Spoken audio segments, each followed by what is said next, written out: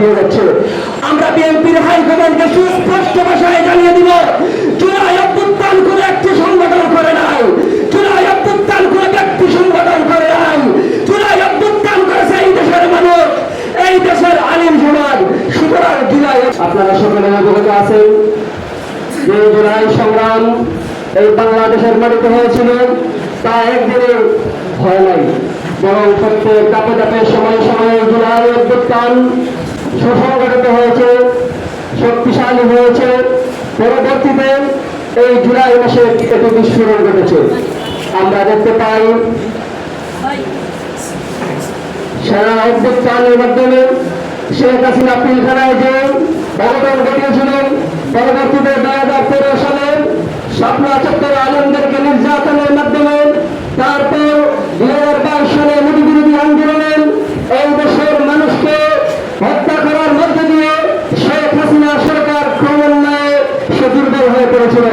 পরবর্তীতে 2024 জুলাই অভ্যুত্থানে এই দেশের মানুষ, এই দেশের তরুণ সমাজ, এই দেশের প্রতিটি ছাত্র সংগঠন মাঠে নেমে এই সরকারকে উৎখাত করেছিল।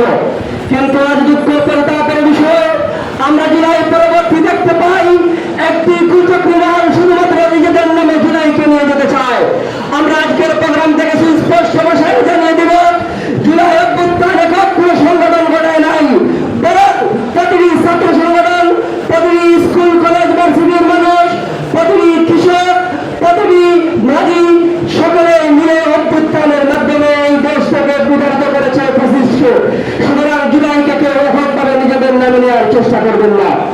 আর জুলাই পরবর্তী আমরা দেখতে পাই কখনো আওয়ামী লীগের নেতা বিষোদ্গার করেন, কখনো বিএনপির নেতা জুলাই যোদ্ধাদেরকে বিষোদ্গার করেন, কখনো জামাত নেতা জুলাই যোদ্ধাদেরকে বিষোদ্গার করেন।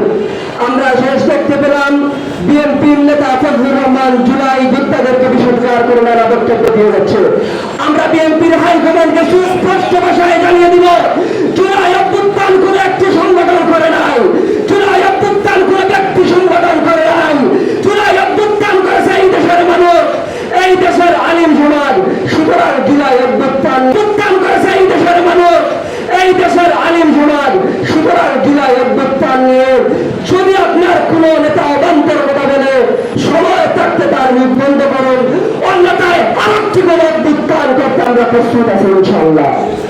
আমরা দেখতে পাই ছোট ছোট ছাত্র সংগঠনের নেতা কর্মীরা সিলেটের বিভিন্ন স্কুল কলেজ মাদ্রাসার কমিটি ঘোষণা করেন, কলেজ ভার্সিটির হলগুলো দখল করে বসে আছে।